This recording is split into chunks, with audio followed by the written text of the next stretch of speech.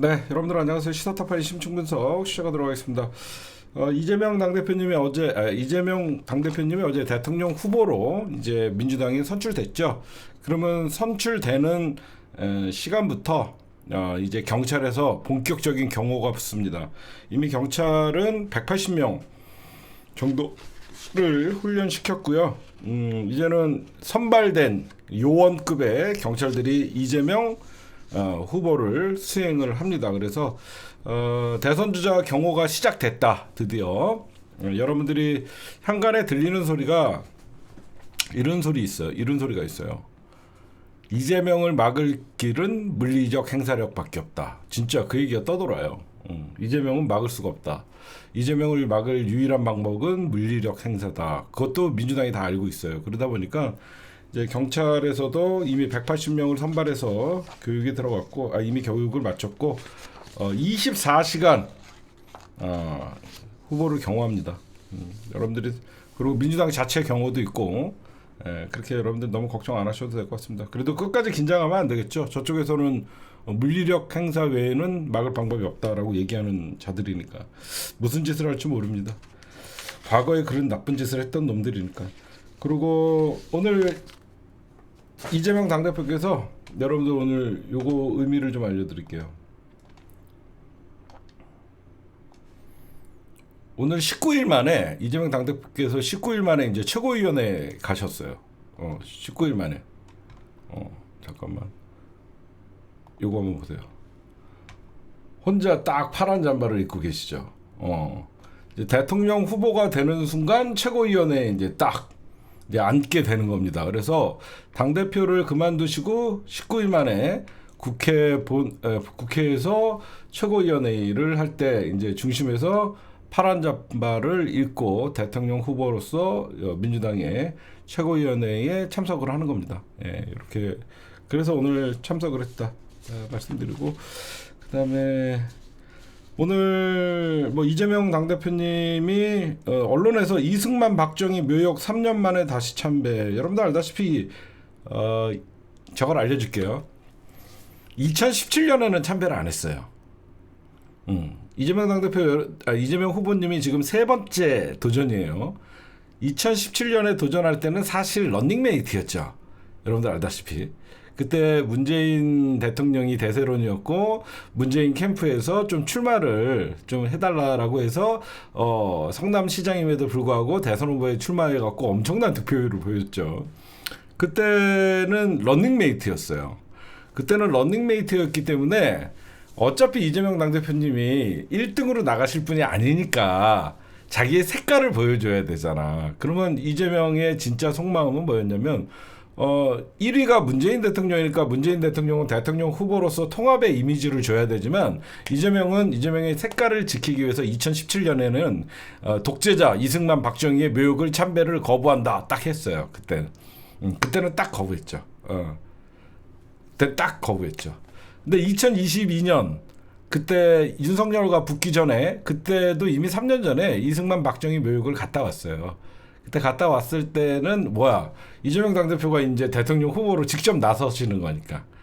왜냐면 대통령은 통합의 이미지가 있어야 되니까. 그때는 직접 참배를 했고 이번만 가신 게 아니라 2022년에 대선 후보 때도 가셨다. 근데 오늘 이런 거 얘기하려고 하는 거 아니죠. 제가 어떤 걸 얘기했냐면 오늘 묘역 참배 비하인드 스토리를 좀 알려드리려고.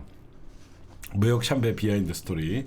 오늘 더불어민주당이 이제 대선 후보로 어제 이제 결정이 된 다음에 첫 행보가 국립현충원이었죠. 여러분들 알다시피 국립현충원에는 이승만, 박정희, 그 다음에 김영삼, 김대중 이런 분들이 계시죠. 저는 묘역 참배가 아까도 제가 낮 방송에서 잠깐 말씀드렸어요.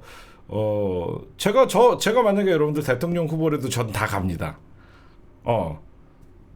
저는 전두환이도 없지요. 전두환이도 여기 있나? 하여튼 저는 다 가요. 다 갈 거예요. 가서 서서 묵념하는 척하고, 야, 이 씨발 새끼야, 네가 여기가 어디라고 묻혀있어, 새끼야. 넌 내가 대통령 다 파버릴 거야, 이 새끼야. 이렇게 하고 고개 숙이고 이렇게 오면 되잖아.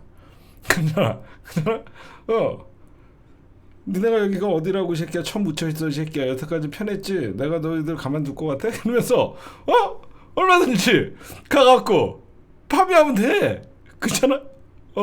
아니 거기를 뭐 가갖고 뭘 어떻게 했냐가 중요한 게 아니야.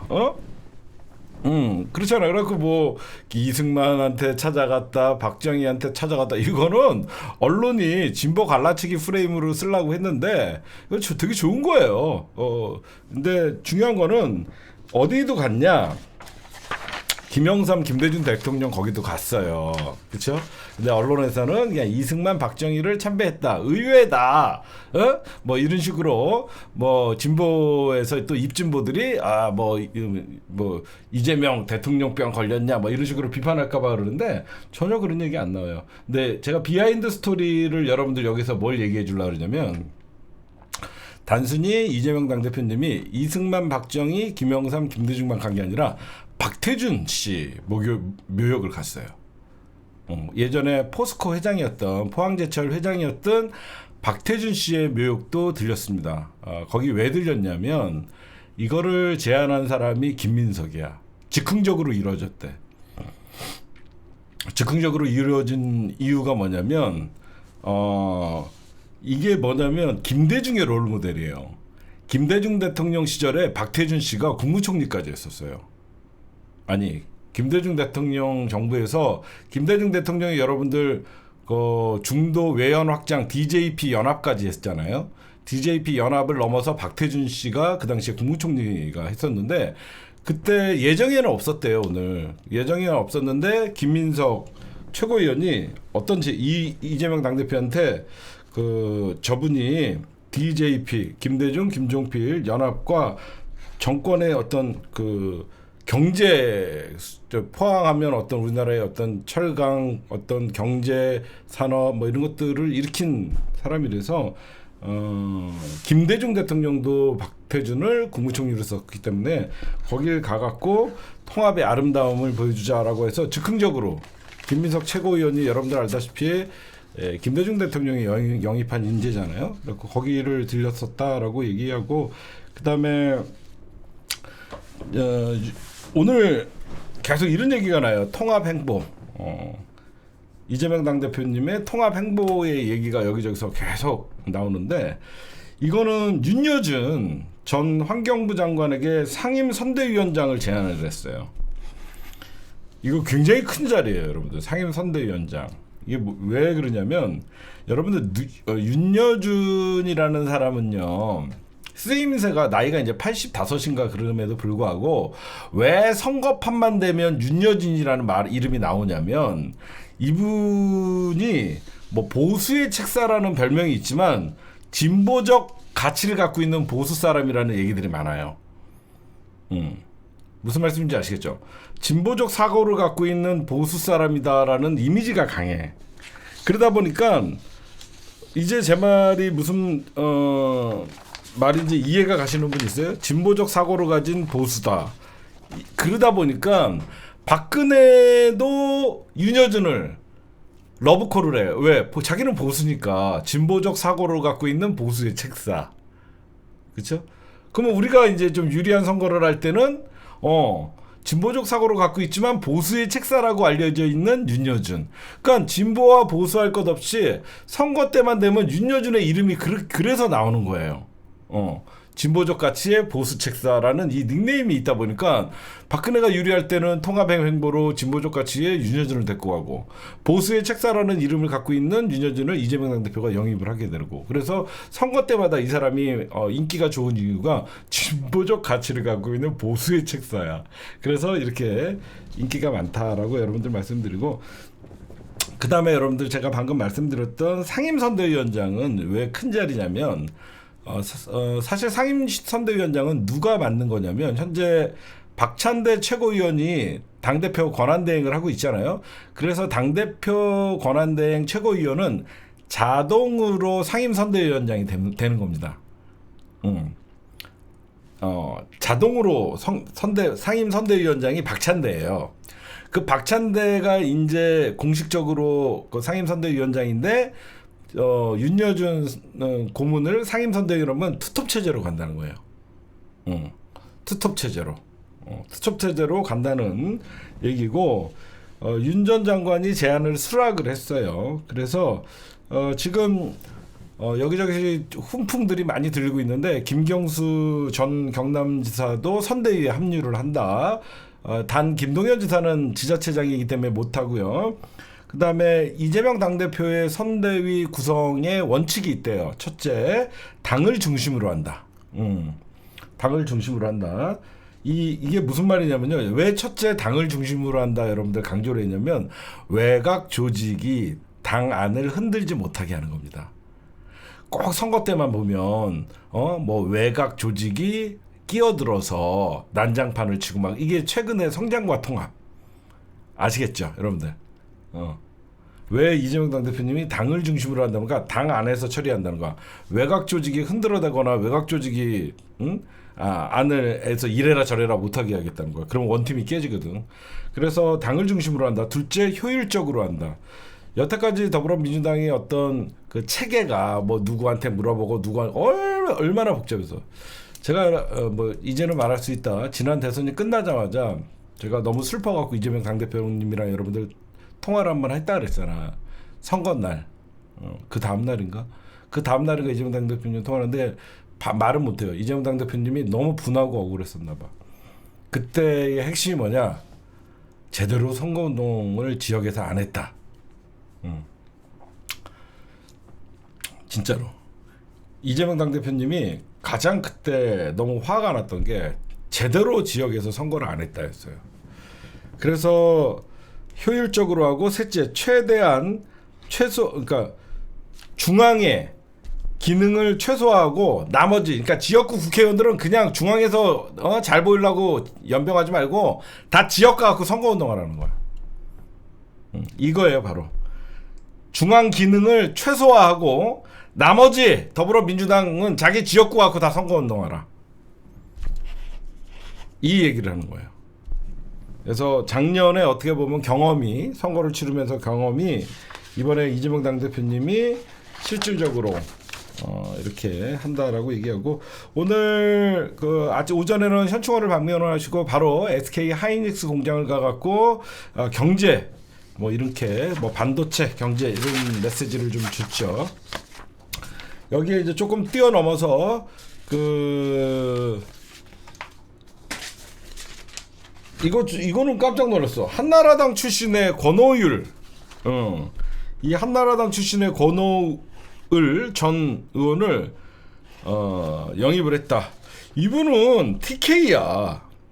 TK에서 내가 알기 3선으로 한 사람이야. 권오을. 어떻게 영입했냐? 안동 출신이야. 안동 출신이야. 그래서 이분이 TK에서 이재명 선거운동을 할 것이다. 대박이지. TK에서 한나라당 출신으로 3선을 했는데 민주당에 입당한 뒤에 TK에서 선거운동을 할 것이다. 왜 그러냐면 여러분들 TK나 이쪽 가면요 굉장히 지역 기득권들이 있어요. 이런 사람들은 조직을 갖고 있거든요. 그래서 어쨌든 한 명씩 두 명씩 마음에 안 들고 색깔이 점점 빨개지는 건 있는데 점점 파란색이 파란색이 지금 거의 하늘색 됐어. 거의 하늘색 돼갖고 점점 하얀색으로 가고 있어. 청권만 잡을 수 있다면 분홍색이 돼도 상관없다. 그래서 하여튼 뭐 진보적 보수주의자 윤여진을 영입을 하고 거기에 이제 또 김상욱 의원 영입설이 오늘 여러분들 왜 돌았냐면요. 김상욱 의원이 원래 탄핵 찬성파였잖아요. 탄핵 찬성파에서 배신자 프레임을 누군가가 씌웠잖아. 그래서 탄핵 찬성파도 오갈 데가 없는데 지금 김상욱 의원은 원래 여러분들 친한계예요. 원래 김상욱은 친한계인데 한동훈 새끼가 야비하게 지금 자기 대선 경선 뛰고 있기 때문에 김상욱이가 들어오면 친한계 즉 한동훈이가 배신자 프레임이 강화될까봐 친한계에서도 지금 사실 내쫓았어요. 그래서 지금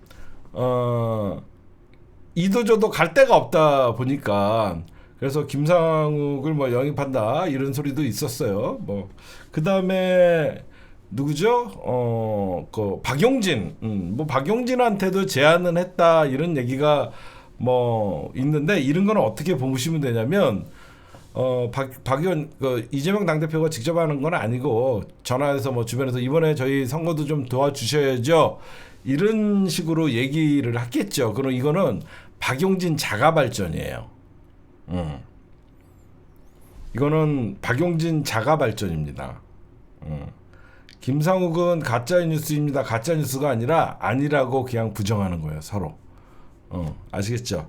그거는 가짜 뉴스가 아니라 그런 얘기가 있었는데 없던 걸로 하자. 서로 그렇게 얘기할 때 그런 일 없었다 이런 식으로 하는 거지 없는 얘기가 나오지 않아요, 밑바닥에는. 제가 볼 때는 박용진은 그 자가 발전이에요. 그래서 그러면 여러분들에게 이제 시사타파가 심층 분석을 할게요. 이재명은 처음엔 여러분들 더불어민주당의 대통령 후보가 되는 과정을 보면 우리가 누구랑 비슷하다 그랬죠? 노무현이라 그랬죠. 그렇죠? 우리가 이재명 당대표를 보면 노무현 대통령이랑 너무 똑같다. 가난과 차별과 기득권에 싸워가면서 변방이 중심으로 들어오는 과정에 너무 힘들었죠. 그렇죠? 이제 여러분들 지난 대선은요. 이재명 후보님의 지난 대선은 노무현이 보였어요. 김대중은 보이지 않았어요. 무슨 말씀인지 아시겠어요? 제 말뜻을 좀 이해해 주기 바라요. 2022년 대선에서는 노무현은 보였지만 이재명 후보에게 노무현은 보였지만 이재명이 보이지 않았어요. 그 이유는 당내 장악을 못해서 그래요. 제가 오늘 말씀드리는 거는 이재명 후보는 노무현을 뛰어넘어서 이제 김대중의 길로 가는 겁니다. 그 이유는 김대중 대통령 하면 뭐죠? 기본적으로 이미 당은 장악돼 있던 거예요. 장악이라고 표현. 이미 당은 이재명으로 단일화돼 있었어요. 지난 대선에서는 대통령 후보 이재명이 있지만 사실 당의 주인은 친노 친문의 수박들이 대다수였어요. 그러다 보니까 외연 확장에 한계가 있었어요. 그쵸? 제 말 이해가 가세요? 지난 대선에서는 조금만 우클릭을 한다거나 뭐라 그러면 운동권들이 들고 일어나갖고 민주당의 정체성을 공격하고 제대로 못한 거죠. 대통령 후보는 이재명이지만 당의 중심은 친노 친문이었다는 거예요. 그러다 보니까 김대중에까지 가지를 못했어요. 그러면 왜 이번에는 윤여준을 영입을 하고 한나라 출신의 권오우를 영입을 하고 심지어 국힘당 의원들을 막 영입한다 이런 게 어디냐? 이미 당을 평정했기 때문에 그래요. 여러분들 당을 평정하면 어떻게 할 수 있냐? 내가 마음대로 운전대를 잡는 거예요. 2022년에는 차량의 뒷좌석에 타 있었어요. 이재명 당대표님은 차량의 뒷좌석에 타 있어서 핸들을 친노 친문에게 맡긴 거예요. 그래서 내가 가고 싶은 방향대로 가지 말고 가는 방향대로 따라가면서 본인이 민주당의 대통령 후보 노릇을 한 거예요. 이번에는 직접 핸들을 잡은 거예요. 핸들을 잡다 보니까 과감하게 내가 우회전할 때는 우회전을 하고 좌회전할 때는 좌회전을 하고 직진할 때는 직진을 하고 이재명 당대표가 핸들을 잡은 거예요. 그건 무슨 말이냐? 김대중 대통령 하면 생각나는 게 뭐죠? 독재 정권에 항거하면서 어떻게 보면 민주주의를 지켜낸 호남의 영웅이죠. 이재명 후보께서는 이번에 핸들을 잡았다고 하는 뜻이 뭐죠?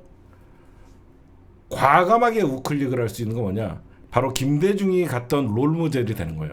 김대중 대통령이 여러분들 그 시대에 얼마나 당을 어떤 당의 어떤 그 당에서 리더십이 강했으면 김종필과 연합을 하는데 반발이 없었을까요?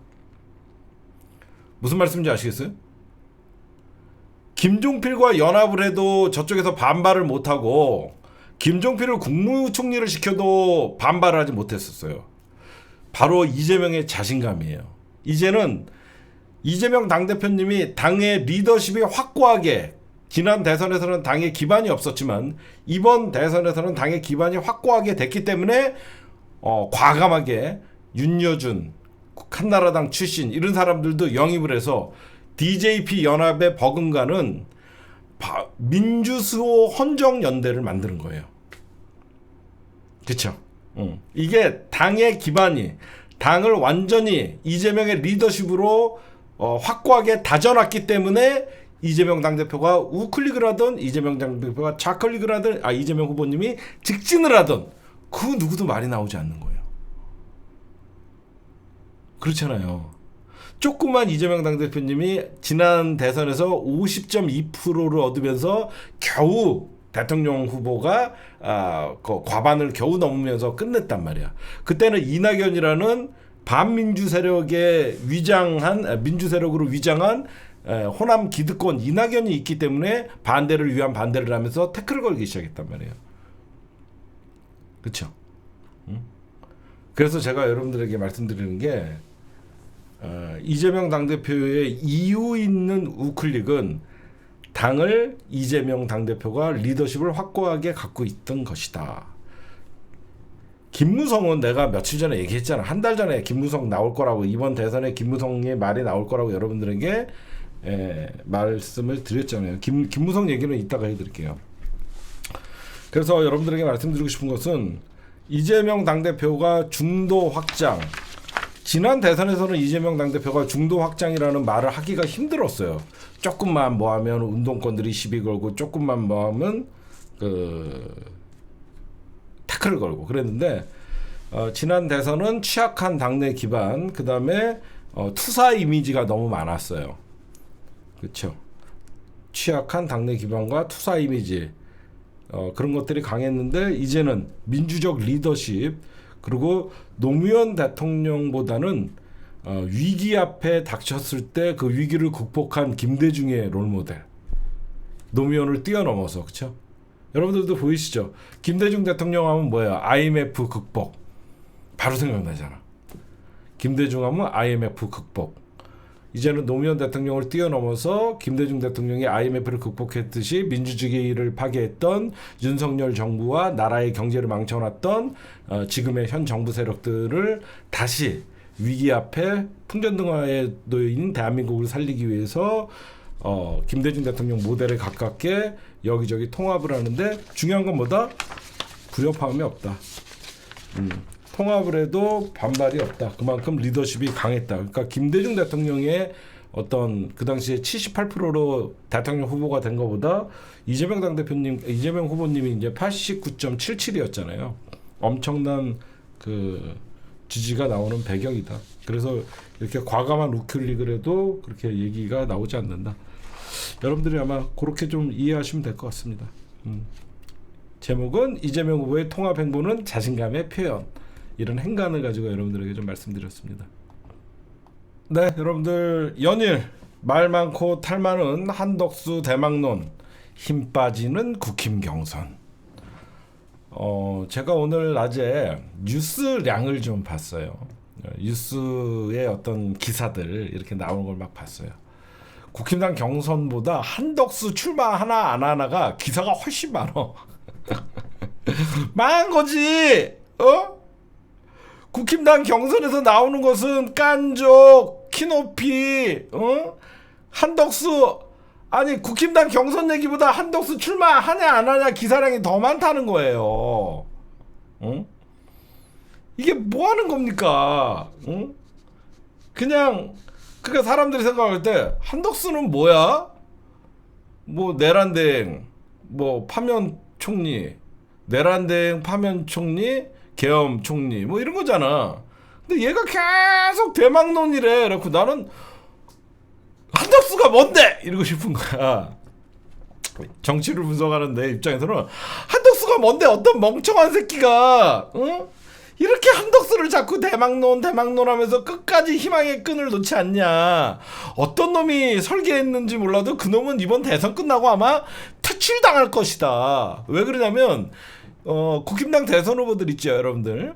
뭐 김문수나 홍준표나 한동훈, 안철수 그 누구도 한덕수가 나오는 거를 반기지 않아요. 그건 뭐야? 후보들의 의사를 묻지 않고 누군가가 뒤에서 지금 조정하고 있다. 그건 누군가가 누구냐? 파도 아시잖아요. 친윤계. 지금 권영세가 딱 걸렸잖아요. 정대철한테 그 전화해갖고 한덕수 후보랑 우리 국민당의 후보가 단일화할 수 있도록 도와달라. 그냥 걸렸잖아. 설계자 누구? 지금 국힘당 지도부 권영세 친윤 세력들이 한덕수를 계속 띄우면서 이거 뭐냐? 현재 국힘당 지도부가 여러분들 저기 있습니다. 국힘당은 대통령 후보가 되면요 모든 권한을 다 가져가요. 국힘당은 대통령 후보가 딱 뽑히는 순간 다 바꿔버릴 수 있어요. 대통령 후보가. 그걸 방지하는 거예요. 제가 보니까. 만약에 여러분들 한동훈이가 국힘당의 대선 후보가 되거나 홍준표가 대선 후보가 딱 되는 순간 친윤 세력들 다 날릴 거란 말이야. 그런데 얘네들이 그 속수무책으로 이제 대선 후보에게 다 양보할 수가 없잖아. 내가 분석을 해보니까. 그럼 뭐야? 한덕수 카드를 들고 있는 거야. 친윤 세력들이 이제 뽑히는 대선 후보에 대해서 완전 물갈이 싹 돼갖고, 왜 그러면 여러분들이 생각해보세요. 누가 대선 후보가 되든 간에 윤석열과 선긋기하고 사과하고 뻔히 그렇게 해야 되는 과정이잖아. 대선을 치르려고 그러면 아무래도 중도 확장이라는 어떤 과제가 필요하니까. 그러면 어떻게 해야 돼? 윤석열의 계엄은 사과하고 또 막 이런 절차를 밟을 수밖에 없잖아. 근데 국힘당 지도부가 대통령 후보가 딱 되는 순간 국힘당에서는 현재의 당 지도부는 사실 다 배제가 되거든요. 그거를 방지하기 위해서 한덕수 카드를 권영세나 이쪽에서 들고 있는 것이다라고 저는 생각을 해요. 그럼 덕수 나오든가 말던가 별로 관심이 없는데, 한덕수는 왜 지금 언제 나오냐? 지금 2일날 대선 출마를 한다는 게 가장 저는 유력하다고 봐요. 4월 30일 날 뭐 나온다 이런 소리가 있었는데 29일 날 마지막 국무회의에서 거부권을 행사를 하고 1일 날은 노동절이라고 안 나오고 2일 날 대선 출마를 선언할 가능성이 위헌대행. 위헌대행이죠. 마지막까지 거부권 행사하고 쳐 나오려는 위헌대행이죠. 지금 나오려고 이렇게 지금 나오고 있고, 이게 너무 웃겼어. 정대철, 권영세가 한대행과 단일화 만들어 달라 했다. 다 불었어요. 25일 날 전화해서 만들어 달라 했다. 지금 전화가 나왔어요. 저는 여러분들에게 이런 말씀을 좀 드리고 싶습니다. 한덕수가 사실 출마 선언을 하는 것은요, 관권 선거예요. 이게 말이나 됩니까? 대통령 권한대행, 여러분 생각해보세요. 대통령 권한대행은 뭐예요? 대통령의 권한을 대신 집행하는 거잖아. 대통령 권한대행이 갑자기 사퇴하고 또 대통령 나온다는 거야. 응? 아니 이거는 누가 봐도 관권 선거죠. 얼마 전까지 지가 스포트라이트를 받으면서 한미 FTA 뭐 어떤 관세 협상한다, 거부권을 며칠 전까지 대통령 놀이하다가 갑자기 대통령이 나온다. 이거 관권 선거죠. 관권 선거. 이거는 공직선거법 위반의 소지도 엄청나게 큰 거예요. 얘 지금 국회에다가 대정부 질문하라 그러면 안 나오고 딴 데 가고 다른 행보하고 있잖아요. 얘는 정말 그리고 좀 이따가 제가 신박한 신축 분석을 하나 해드릴게요. 지금 국힘당 대선 경선을 뛰고 있는 4명의 후보가 있지 않습니까? 뭐 김문수, 홍준표, 그 다음에 뭐 한동훈, 안철수가 있는데 이 사람들이 열받은 거예요. 국힘당 당 지도부 권영세가 정대철에게, 제가 예전부터 뭐라고 얘기했습니까? 권영세 안기부 출신의 조작의 달인, 기획 조작의 달인이라고 여러분들에게 늘 말씀을 드렸습니다. 이 사람들은 페이스메이커인 거야. 그치? 지금 한동훈, 홍준표, 우리가 그럼 페이스메이커냐? 응? 그러니까 저는 진짜 이건, 나는 이 정당이 참 요즘 와서 보면요, 얘네들은 망할 수밖에 없는 그런 놈들이에요. 이유가 결국은 늘 빨갱이 타령하고 이념 대결하고 국민 갈라치기 하던 시대가 이제 21세기 들어오면서 안 통하기 시작했잖아요. 그러다 보니까 박근혜 탄핵 이후에 사실 보수는 괴멸됐고 저는 거기서 이제 허우적대고 있다라고 생각해요. 그러다 보니까 윤석열이라는 용병을 데려다가 갑자기 대통령 시켰다가 아작 작살이 났죠. 이번에도 여러분들 한덕수라는 용병을 또 용병 장사 농사에서 실패해놓고 또 용병을 불러다가 그러면 국힘당에서 당원들은 뭐가 됩니까? 저는 국힘당 당원 여러분들 제 방송 보시는 분들 있으면 혹시나 당원들이 들고 일어나야 되는 거예요. 우리가 여러분들 만약에 민주당에서는 상상할 수도 없죠. 우리가 지금 이재명을 대통령 후보로 선출했어. 근데 만약에 당 지도부가 이재명으로는 안 된다. 밖에 개총수라 연대를 해야 된다. 라고 하면 여러분들이 그거를 개총수 정도면 연대해도 돼. 이게 되겠지. 근데 우리가 뽑은 당대표야. 응? 우리가 뽑은 당대표인데 안 된대. 갑자기 밖에 있는 사람이랑 연대를 하래. 여러분들 그게 말이나 됩니까? 응?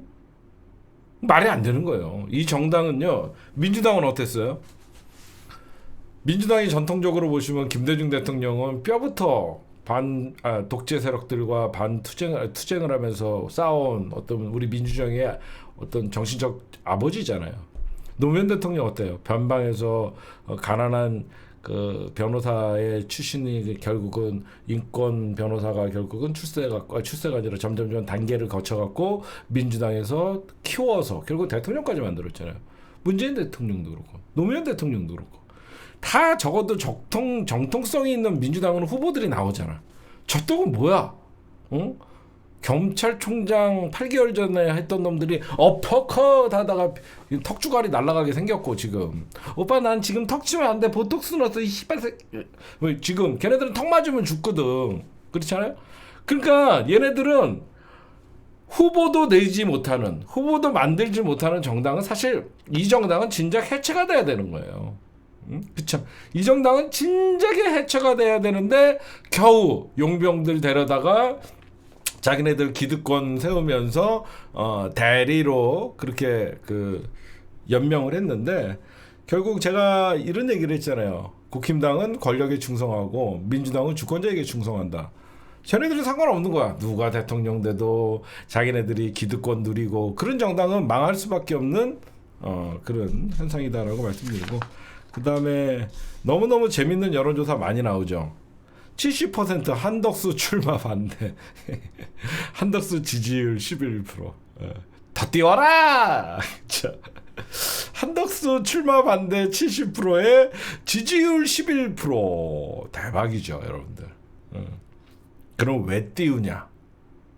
제가 여러분들 우습게 볼 일은 아니다. 제가 생각했어요. 한덕수를 왜 띄울까?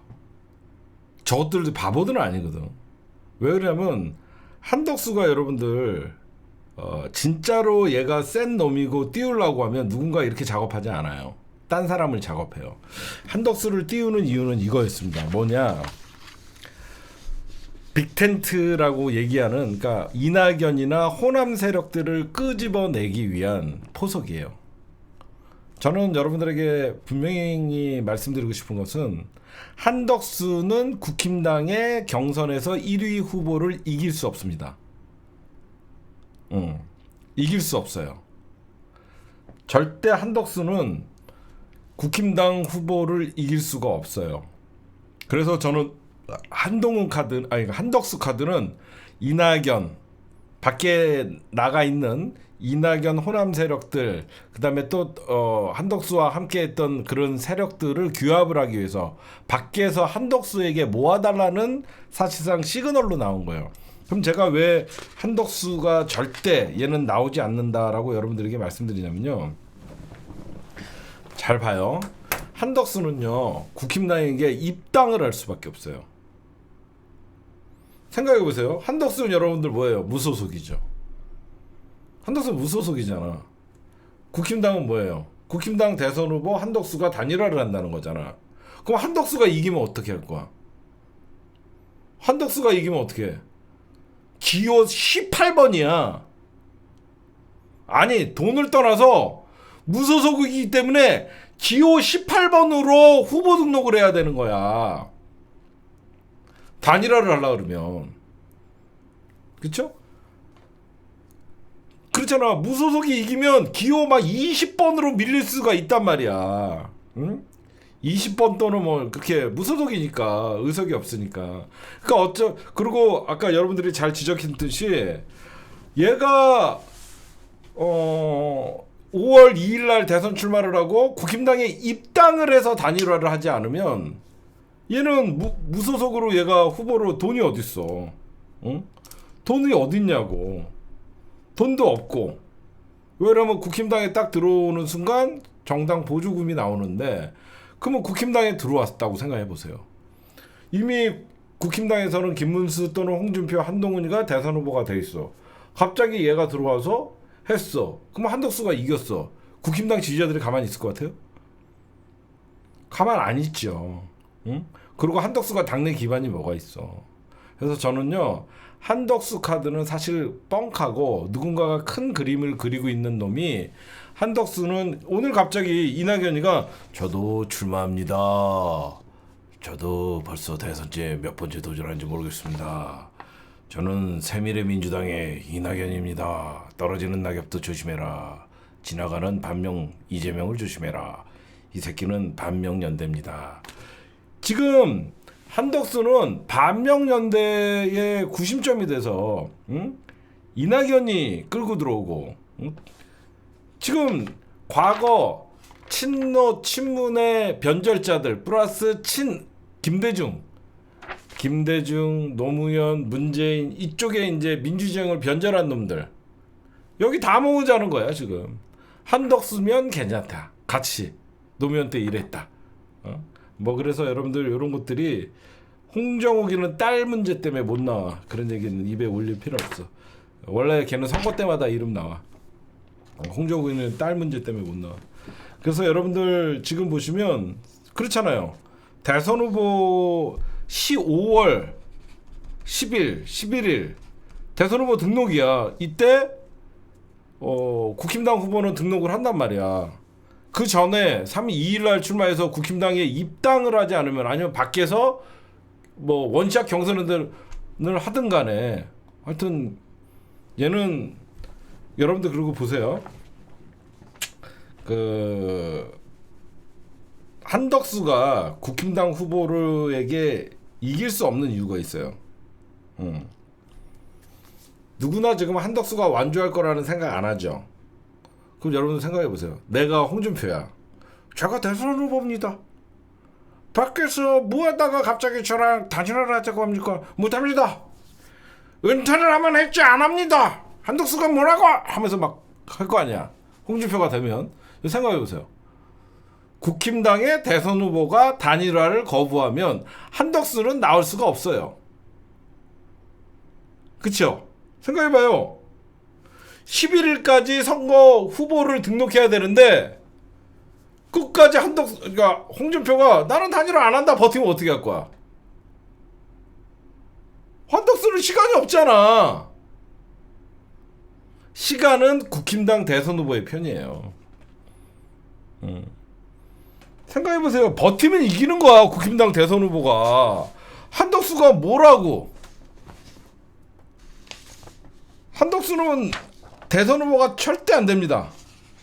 그리고 제가 한덕수가 진짜 이거 뻥카라는 걸 여러분들에게 좀 알려드리는 게 먼저 여러분들 대선 후보가 되려고 그러면 폭발력이 있어야 돼요. 진짜로. 대선 후보가 되려고 그러면 폭발력이 있어야 돼요. 즉 제3지대 무슨 제3 후보 폭발력 대표적인 게 누구였냐면 정몽준이었어요. 그 당시에 노무현 대통령과 어떤 후단협이라 그래갖고 단일화 협상을 할 때 정몽준이라는 이름을 딱 띄웠을 때 어땠어요? 20% 후반에서 30% 초반까지 나오는 후보들. 안철수도 여러분들 처음에 대선 후보로 갑자기 딱 띄었을 때 어땠어요? 막 30%에서 40%까지 나오면서 폭발력이 있었어요. 그 다음에 반기문도 어땠어요? 반기문? 뭔가 있네? 30%에서 40%까지 뭐 이렇게 폭발력이 있어야 되는 거예요. 응? 근데 한덕수는 어때요? 10%도 안 나와. 응? 그럼 더 웃긴 거 뭐냐? 한덕수는요 독자 기반이 없으니까 예를 들어서 안철수는요 그냥 청년 뭐 진보와 보수할 것 없이 뭐 젊은층 이런 타겟이 있었잖아. 제 말 이해하세요? 예전에 정몽준 하면 뭐 경제 뭐 TK 그러니까 기반이 있었잖아. TK나 PK에서 울산 이쪽에서 어떤 기반이 있는 그 지지표가 있었고 안철수 하면 젊은층 중도 이런 어떤 안철수를 데리고 오면 이런 표가 눈에 보이잖아. 반기문 하면 중도 보수 이쪽 편이 보이잖아. 한덕수가 뭐가 보이냐고. 그냥 국힘당 윤석열 표 나눠먹기야. 그쵸? 여러분들 봐도 그러죠? 한덕수가 독자 기반이 있어. 어디 지역에 뭐 호남이라 그래갖고 호남에서 한덕수를 지지해? 개풀 뜯어먹는 소리지. 그러면 뭐야? 그냥 국힘당 표를 나눠먹는 거야. 그냥 내가 누구를 지지하느냐에 따라서 나를 조금 그냥 지지하는 국힘당 표가 친님표를 몰아주는 것밖에 안 된다는 거죠. 그리고 지금 여러분들이 보셔도 제가 방금 말씀하셨던 정몽준이나 안철수나 반기문 이 사람들은 처음에 나타났을 때 국힘당과 상관없는 사람들이었어. 그렇죠? 누가 봐도 정몽준 뭐 그 당시에 경제인이었고 뭐 안철수, 반기문 이런 사람들은 정치권과 좀 한 발짝 떨어져 있던 사람들이야. 그래서 이 사람들이 들어올 때 참신함과 신선함이 있었다고. 내란대행 뭐였어? 지금 내란대행 윤석열 시즌2 대통령 권한대행 헌재에서 파면당했다가 살아난 놈 거기에다가 재판관 임명했다가 혼난 놈 살려달라고 애원하는 놈 그건 국무회의도 아니었습니다. 저는 내란과 아무 상관없습니다. 저는 끝까지 반대했습니다. 저 좀 살려주십시오. 한덕수는 지금 얘는 여러분들 결국 윤석열이 불법 계엄에 탄핵당한 정부 2인자였어요. 그거밖에 없어요. 응? 이번 선거는 누가 뭐래도 여러분들 어때요? 윤석열 심판선거예요. 결국 한덕수가 이름이 계속 올라오는 순간 제가 맨날 땡큐 했잖아. 한덕수의 이름이 나오면 나올수록 계엄과 탄핵의 심판. 응? 그리고 여러분들 제3지대의 파괴력이나 그런 것들은 그 안에서 어떤 게 있어야 되냐면 얘네들이 여러분들 지금 노리는 건 뭐죠? 정권 연장이죠. 그러면 정권 연장 누가 성공했죠? 박근혜가 성공했죠. 그럼 박근혜는 어떻게 정권 연장에 성공했냐? 여당 속의 야당이었어요. 그 무슨 말씀인지 아시겠죠? 박근혜는 분명 한나라당 소속이었지만 친박과 친이는 서로 목숨을 걸고 싸우는 정파 간의 싸움이 있었단 말이에요. 그러다 보니까 이명박과 박근혜는 물과 기름 사이였어요. 그래서 이명박이 권력을 잡고 있지만 박근혜가 거기 국힘당 그 당시에 한나라당의 대선 후보 새누리당의 대선 후보가 될 때 박근혜가 정권을 잡으면 마치 정권 교체의 이미지가 있었다는 거예요. 그렇죠? 그러니까 여당 속에 그 당시에 친박은 야당으로 존재하고 있었어요. 왜? 친이가 권력을 잡았을 때는 친박을 공천으로 학살을 하면서 서로 섞이지 못하는 그런 관계였거든요. 근데 어때요? 응? 지금 그러면 우리도 정권 연장 해봤잖아요. 김대중 대통령에 이어서 노무현 대통령. 그럼 우리는 어떻게 성공했냐? 김대중 대통령과 노무현 대통령은 완전한 180도 다른 캐릭터였어요. 김대중 대통령은 온갖 독재 정권의 탄압과 압박을 받았지만 민주당의 줄이었어요. 그쵸? 누가 봐도 김대중 총재님이셨잖아. 김대중 대통령은 그 당시에 말 한마디면 일사불란하게 움직이는 조직이었어요. 그래서 여러분들 김대중 대통령이 사실 노무현 대통령을 엄청 띄워줬잖아요. 예전에는 여러분들 요즘은 국정감사나 청문회 같은 거 할 때 상임위 별로 하죠. 예전엔 그러지 않았어요. 예전에 대표적인 게 5.18 그 청문회, 5.18 광주 학살 청문회 할 때 그때 청문회 나가서 스타가 된 사람이 대표적인 게 노무현 대통령이잖아요. 그 당대표가 얘기하는 거예요. 총재가 이번에 누구 나가고 그러면 어떤 자기 상임위에 상관없이 그 사람들이 나갈 때 그때 노무현 대통령을 김대중 대통령이 선발해 갖고 나가 갖고 그때 청문회 스타가 됐던 거예요. 그만큼 여러분들 그 큰 힘이 있었는데, 그럼 노무현 대통령은 어떻게 정권 창출했냐? 제왕적인 야당 총재는 김대중이었단 말이야. 그런 김대중 대통령은 그 당시에 야당의 주류였잖아. 민주당의 핵심이었고 완전 완벽한 리더였잖아. 노무현은 완전 180도 다른 캐릭터였잖아. 국민과 친숙한 이미지. 어떻게 보면 호남 정권이 탄생을 하고 그 다음에 영남의 지지 기반을 갖고 있는 영남 출신의 노무현, 그리고 온라인, 새로운 어떤 인터넷에서 노란 어떤 저금통 운동을 하면서, 그래서 전혀 다른 모습이었다는 거야. 어떻게 보면 김대중 대통령은 좀 다가가기 힘든 굉장히 높은 분이었다라고 하면, 노무현은 그런 우리가 알던 정치인들의 그 벽을 좀 깨는 그런 이미지에 국민 옆에 있는 대통령 같은 이미지로 정권 재창출을 할 수 있었는데, 지금 한덕수는 그 어떤 것도 없죠. 그냥 내란댕, 윤석열 시즌 2, 윤석열의 꼭두각시, 뭐 그 다음에 윤석열과는 공동 운명체. 그러다 보니까 얘가 할 수 있는 게 없죠. 지금 한덕수 씨가 지금 자꾸 언론에서 막 띄워주니까 지금 자기가 또 나 진짜 대통령 나가야 되나 막 이런 생각하는데, 넌 이 새끼야 빨리 경찰서 가서 수사나 받아.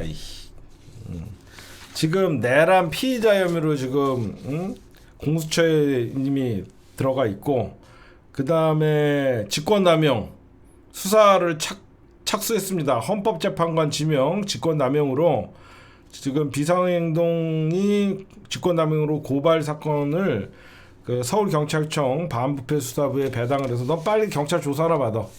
쓸데없는 짓 하지 말고. 근데 한덕수가 나대면 나댈수록 나쁘지는 않다. 반대가 70%다. 아까 어떤 분이 이런 얘기를 했어요. 김무성이가 지금 움직인다. 김무성이는 PK의 최대 조직을 거느리고 있어요. 아직도 김무성이가 배후에서 여러 가지를 조절하는데, 아마 한덕수를 통해서 뭐 영호남, 뭐 반명연대 하면서 한덕수, 이낙연, 김무성 뭐 이런 사람들 모여갖고 반명연대를 만들려고 시도를 하는데, 중요한 거는 시간이 없어요. 니들 거 해봐야 별로 안 돼. 안 되니까 그냥 뭐 하든가 말든가 별로 신경을 안 씁니다. 뭐 최대한 저쪽은 왜 그러냐면 이번에 정권 교체되면 다 죽거든요. 쟤네들 다 죽어요. 그렇지 않아요? 쟤네 다 죽어요. 제대로 뭐 죽을 때까지 감옥에 있을 놈들이 대부분이에요. 근데 쟤네는 제가 말씀드렸잖아요. 윤석열의 탄핵의 바다를 건너지 못하는 이상 반 이재명 연대는 국민들에게 와닿지 않는다. 뭐 모이든가 말든가 동시에 다 이제 영원히 정치 은퇴시키면 되고, 그다음에 홍준표 얘기 좀 할게요.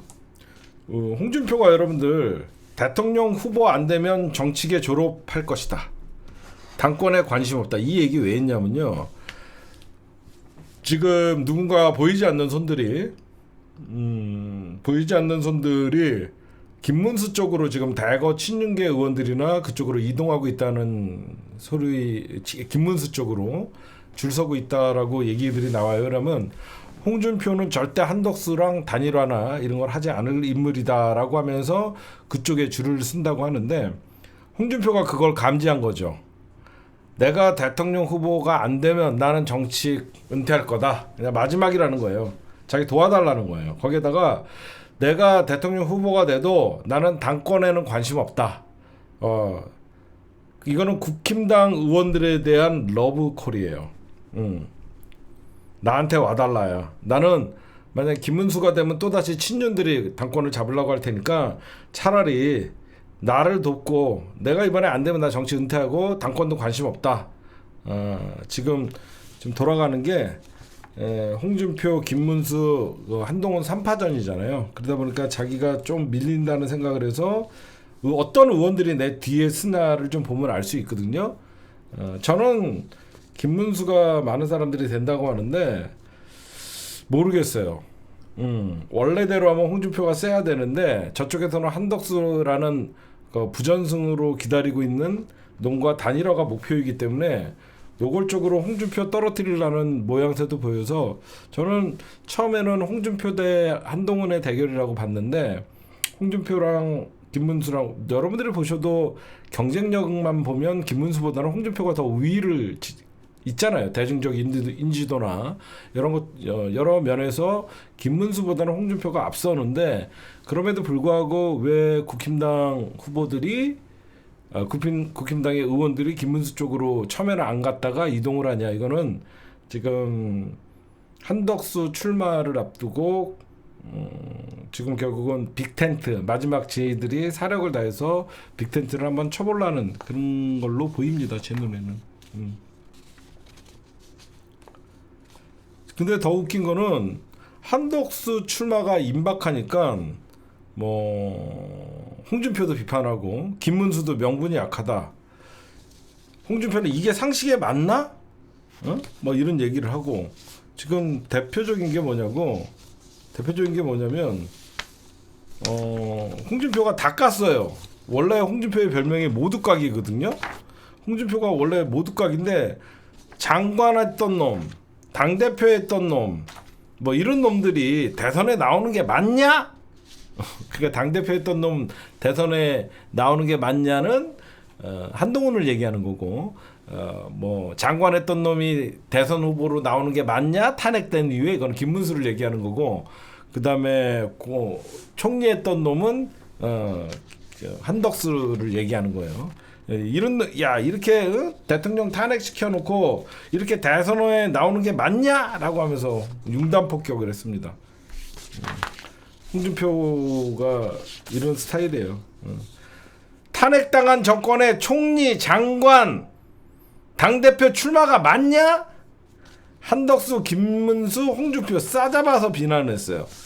자기가 대선 후보가 되면 난 떨어지면 장기 은퇴할 거다. 마지막 배수진이에요. 그만큼 지금 홍준표가 안에서 좀 밀리고 있다라는 반증입니다. 지금 구도가 자기네들 지금 분위기는 지네가 제일 잘 알잖아요. 그래서 지금 홍준표가 친윤 쪽에서 노골적으로 한덕수 누구죠? 김문수를 좀 밀어주려고 하는 그런 느낌의 얘기를 한 거예요. 그 다음에 또 여러분들에게 좋은 소식을 하나 알려드리면 드디어 여러분들 60대도 이제는 우리 민주 진영의 편에 섰어요. 지금 어디 가면 60대는 관리 좀 잘하신 분들 보면요 40대로 보이시는 분들도 많아요. 그렇죠. 지금 60대 예전에는 맨날 우리가 국힘당 지지층 하면 60대 70대 얘기했잖아요. 지금 60대에서 민주당이랑 국힘당이랑 거의 똑같아요. 지지율이 똑같아요. 민주당과 국힘당. 지금 30대, 20대, 30대, 40대 전부 민주당이 앞서고 있고요. 50대도 압승을 하고 있고 40대, 50대는 민주당이 압승을 하고 있고요. 이제 60대부터 이제 약간 민주당이 지고 있었는데 60대도 거의 0.6% 차이로 거의 동률. 70대 이상만 국힘당을 지지합니다. 70대 이상만 지금 국힘당을 좀 지지를 하고 있어서 20대도 민주당이 이겨요. 20대도 민주당 38.4, 국민의힘 35.7. 60대에서는 민주당과 0.6. 60대 민주당 지지율 60대에서 41.9. 그 다음에 국민의힘 41.3. 민주당이 이긴다니까? 0.6%를 민주당이 이겨 60대에서. 60대에서 민주당 지지율이 41.9, 국민의힘은 41.3. 쟤네가 그럼 그리고 정당 지지율을 보면 이제 민주당과 국민의힘이 한 10% 이상 차이가 나는데 중요한 거는 중도층에서 민주당 지지율이 50%가 넘었다는 것이고요. 지금 3등이 누구냐면 개혁신당이 올라갔다는 것은 조국 혁신당의 조국 대표가 없다 보니까 아무래도 언론의 스포트라이트를 못 받고 그러다 보니까 조국 혁신당이 지지율이 처음에 한 11% 이 정도까지도 나왔다가 조국의 공백이 지금 조국 혁신당이 개혁신당한테 밀려서 2.7%로 떨어졌다. 이렇게 여러분들이 좀 보시면 될 것 같습니다. 지금 여러분들이 막 이번 대선은 60% 넘기자 그러는데 저는 솔직하게 말씀드릴게요. 55%만 돼도 압승이에요. 의외로 여러분들 대선을 하면 투표율이 거의 한 90%에 달하거든요. 대선은 거의 80 몇 프로 이렇게 나와요. 선거 투표율이.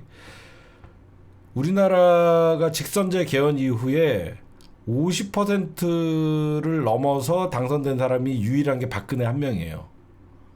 51.6인가 그래서 우리가 516이라고 했거든요. 유일하게 50% 넘겨서 당선된 사람이 2012년에 박근혜입니다. 51.6인가 그랬던 것 같아요. 55%로 당선되면요. 장난 아닙니다. 응? 진짜로 50% 넘겨서 당선된 사람은 딱 한 명이었어요. 박근혜 51.6이었는데 이번에 55%만 나와도요. 어마어마한 득표력이고 역대 최고의 득표력을 갖는 거예요.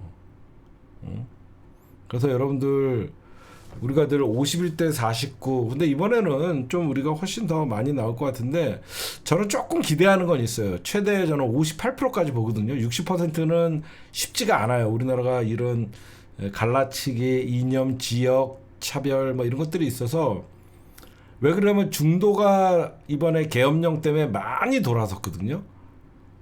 중도가 많이 돌아서 여러분 생각해보세요. 55%만 나와도 55대 45가 되는 거야.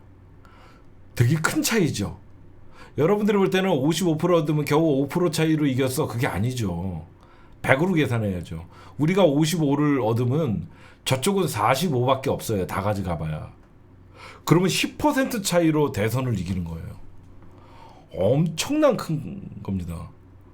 제가 볼 때는 최대 55에서 58만 얻어도 55만 얻어도 엄청난 거예요.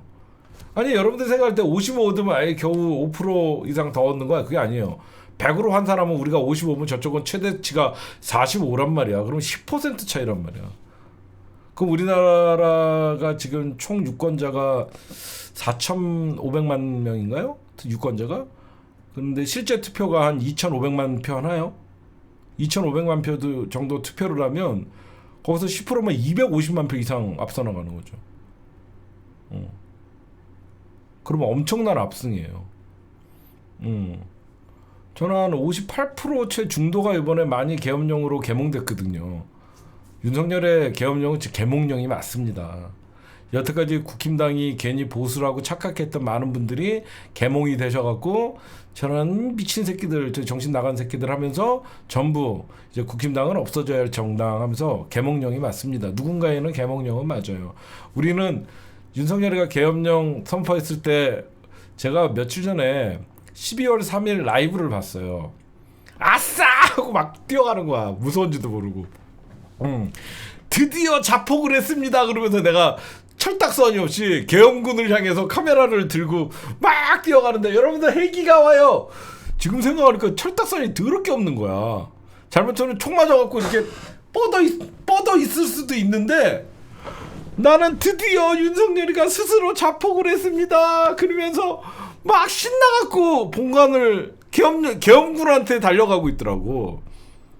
그러니까 지금 생각해보면 계엄군이 맘만 먹으면 나는 그냥 거기서 그 영연백에 들어가 있어야 되는데 막 여러분들 헬기가 옵니다. 신나하고 예 여러분들 드디어 윤석열이 끝났습니다. 나 그러고 있더라고. 근데 별로 나는 하나도 겁 안 났어. 그래갖고 여러분들 기억하시죠? 니들 뭐하냐 총 메고? 쏠라고? 뭐 그러고 있었고 계엄군한테 니들 뭐하냐 쏠라고? 막 그러고 12월 3일 방송 가면 있어 나 혼자 막 뛰어가면서 신나갖고 막 그리고 경찰한테 빨리 카메라 줘요. 나 죽어도 안 나가. 나 여기서 잡는다고 안 나가. 무조건 카메라 줘요. 그래갖고 카메라 경찰이 넘겨줘갖고 내가 그냥 뛰어넘어갔거든. 그래갖고 막 올라가는 게 지금 생각하면 나는 그때 윤석열이 계엄령 선고할 때 나는 개몽이 됐다는 것보다 나는 아싸 끝났다 이렇게 생각했거든. 진짜 끝났잖아.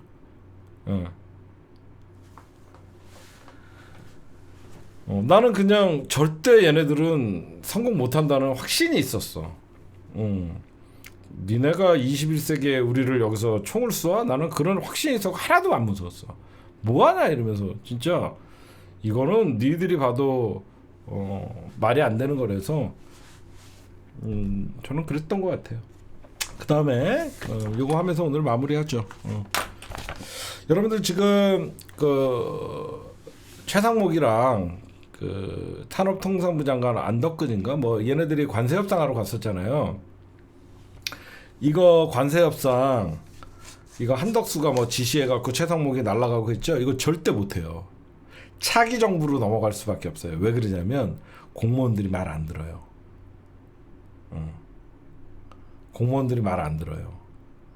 공무원들은요 절대 여러분들 죽은 권력에게 총대 매지 않아요. 얘네들 실무자들 사인 안 해요. 도장 못 찍어요. 공무원들이 반대해요. 여러분들이 잘 모르셔서 그러는데 아무리 한덕수 그 최상목이 그 밑에 차관들 있잖아요.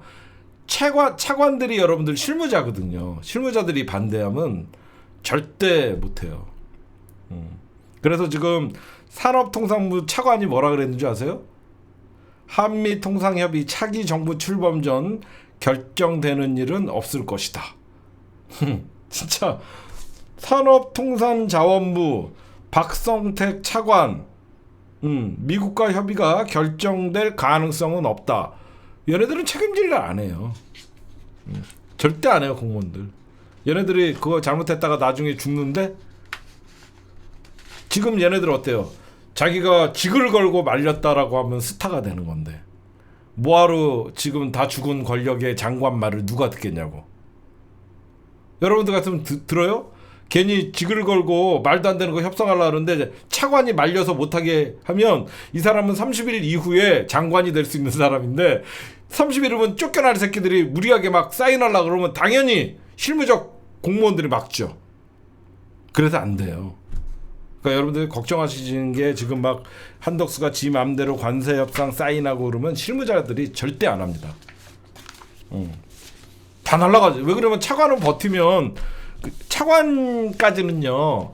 여러분들 웬만하면 그 부처에서 오랫동안 근무한 사람들이 있잖아요. 뭐 처음에 그 산업부에 취직해서 뭐 과장 달고 국장 달고 뭐 이렇게 천천히 올라온 사람들인데 그래갖고 차장까지 올라갔는데 이제는 좀 있으면 자기는 장관을 바라봐야 되는데 이 35일만 지나면 날아갈 새끼 말을 누가 듣겠냐고. 절대 안 들어요. 절대 안 들으니까 여러분들이 그 오늘 오죽하면 이 예외적이죠. 박성택 산업통상부 1차관은 28일 정부 세종청사 브리핑에서 미국 측이 제시한 협상일이 70여일밖에 없어 결실을 맺기에 도전적인 상황이다라고 하면서 5월 말이나 6월 초에 의사결정이 끝나 있는 건 없을 것이다 라고 말했어요. 안 하겠다는 거예요. 7월 달에 하자는 겁니다. 7월 8일에 협상을 마무리하는 7월 패키지에 합의했다. 7월 달로 넘겨버렸어요. 왜 그러면 6월 달에 정권 교체가 되니까 얘네들은 책임지는 짓 안 합니다. 여러분들이 그런 것들을 생각하시면 될 것 같아요.